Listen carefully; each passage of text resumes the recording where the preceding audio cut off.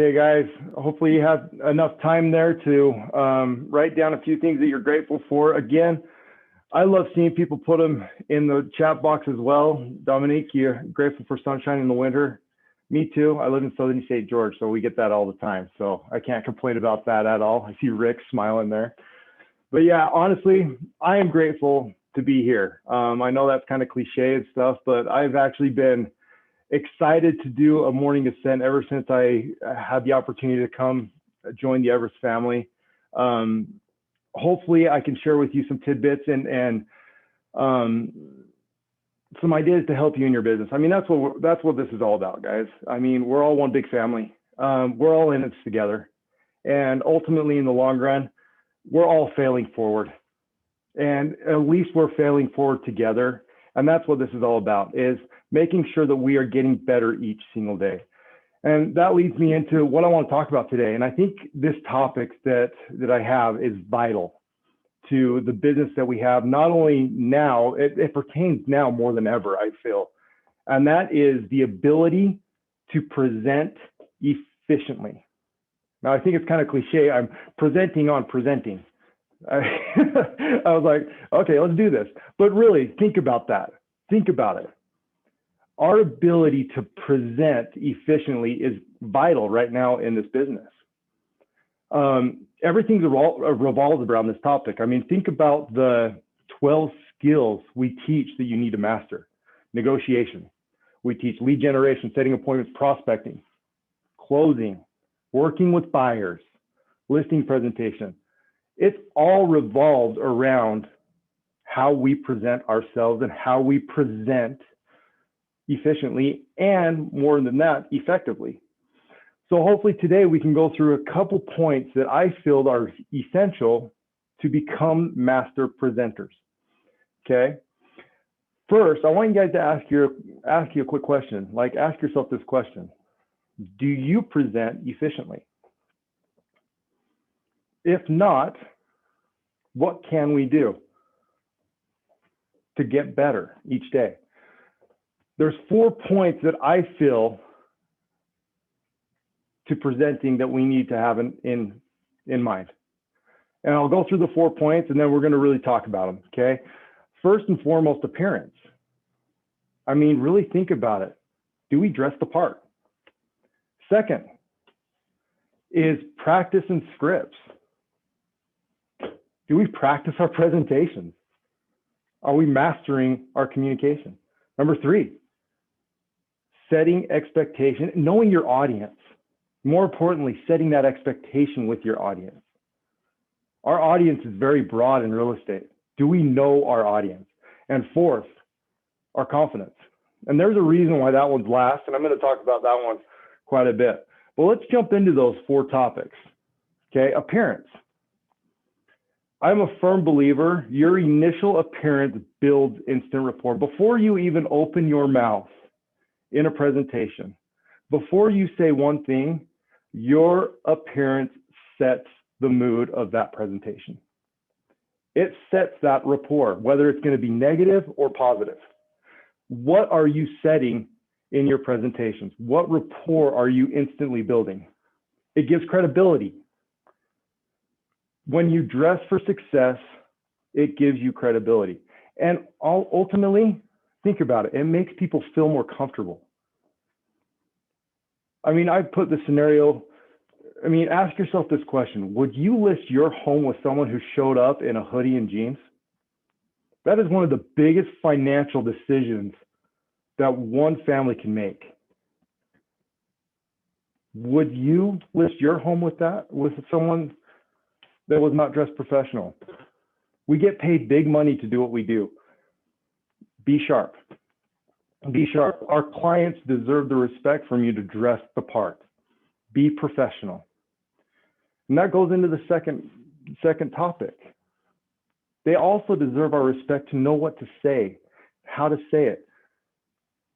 They know they deserve it. And there's a good book, and I apologize to all the agents on here that are from my office. They've heard about this. I've been talking about this book for the past 3 weeks. They're like, seriously, Alex, this again? But it's so pertinent right now. There's a story It's a book called Green Light by Matthew McConaughey. If you haven't read it, read it.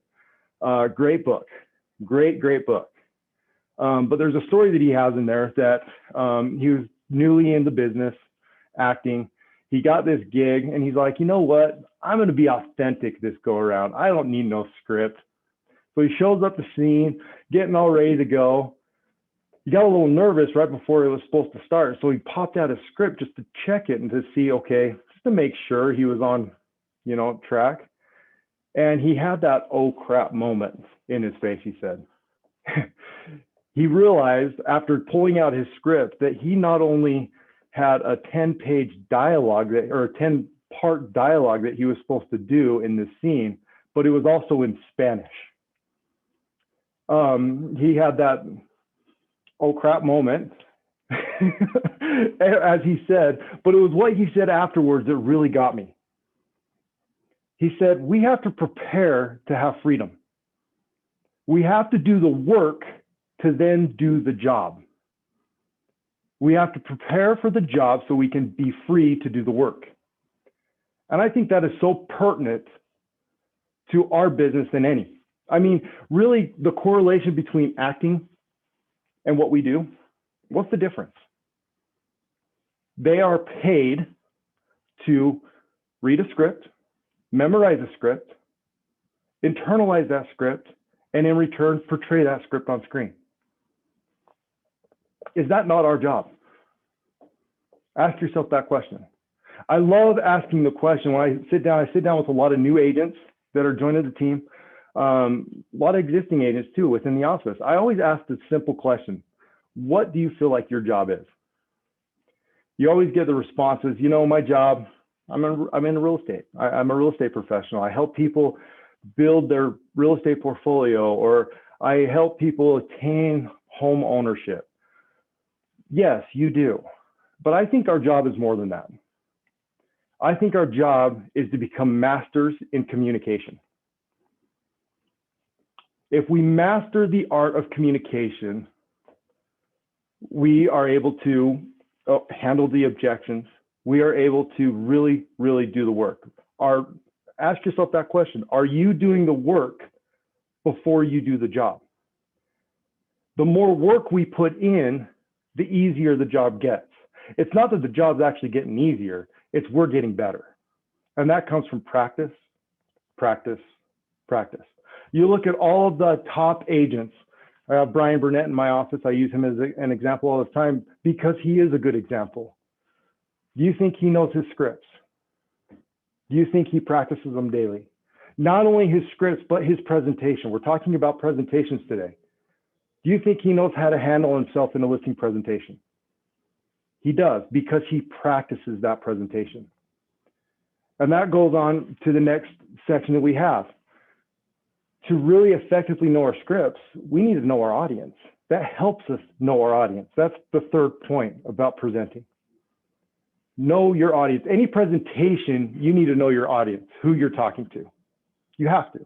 Like, I'm talking to some real estate professionals right now, helping them, and in return helping me. Vice versa. When you are presenting, who are you presenting to? Our real estate audience, like I was saying before, is broad. I mean, think about it. You've got not only the listing presentation, you've got the buyer consultations, you've got our other colleagues when we're negotiating contracts. You got to realize everything that we do is presenting. I like what Rick, you put in the comments. Everything in life is a presentation. That is so true. It is so true. Everything we do in this business is a presentation.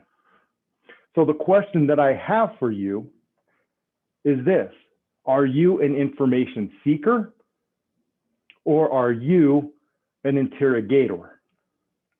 See, there's two different things. In real estate, we need to master the art of questions, correct? We need to find out what our clients really need. So many times, and I've been caught doing this as well, is you get in the mode where you're presenting and you start telling them what you think they want to hear versus allowing them to tell you what they truly want. Are we getting to know our clients' needs?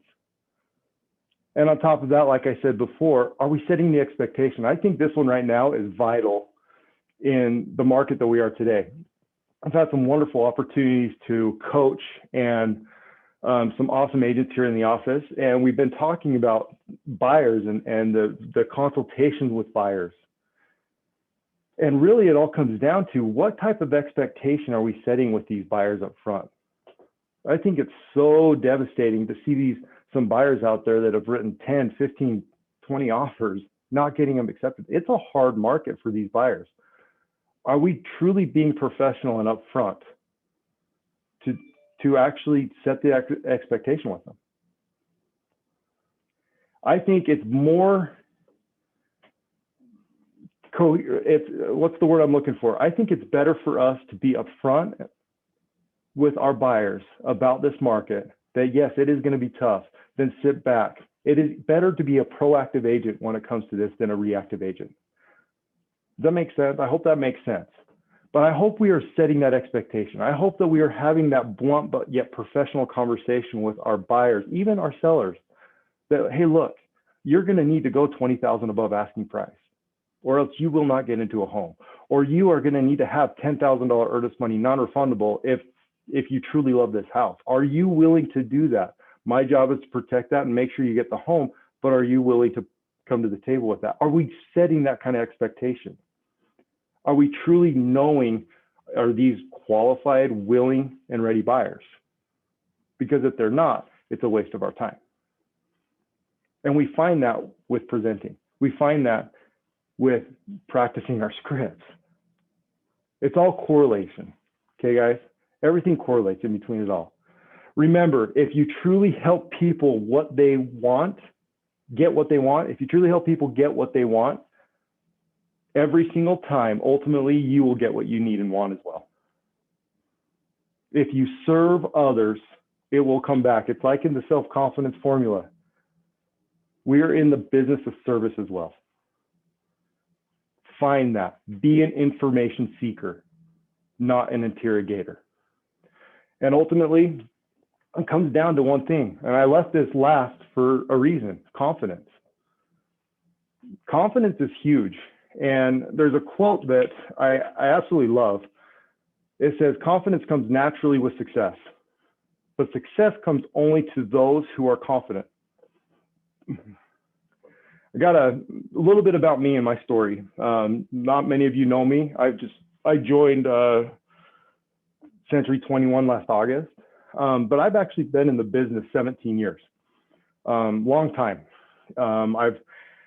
I don't know if it's the opportunity or if I'm so naive or whatnot, but I've actually had the opportunity to start this business over 3 different times within that career. And every single time I've learned something more and I've gained more and more. I mean, of course, the first time is when I started. Second time was the downfall of 2008, which we all know of. And believe it or not, this last time that I had to start over was just recently, back in 2020, right before I joined Century 21. It was March of 2020. I was working with a different company here in town as a manager. It didn't work out. And long story short, we ended up parting ways. And I was sitting there. I remember that day vividly, like it was yesterday.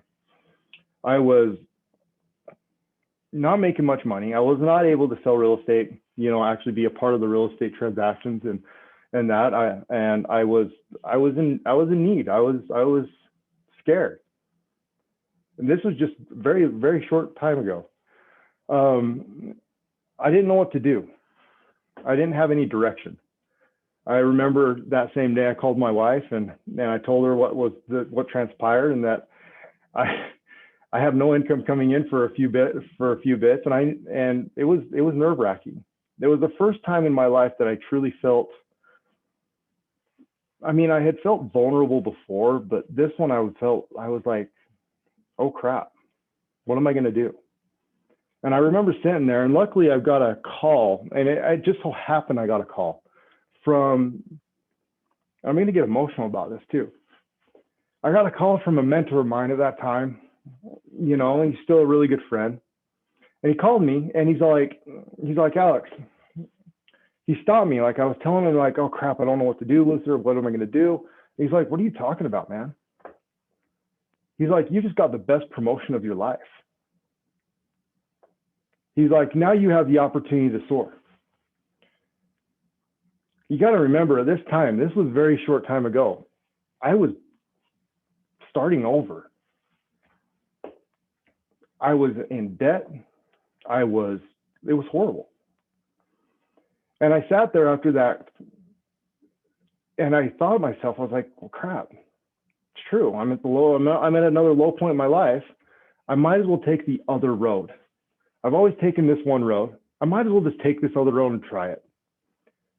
And that day, I kind of just let go of chasing life. I let go of chasing money.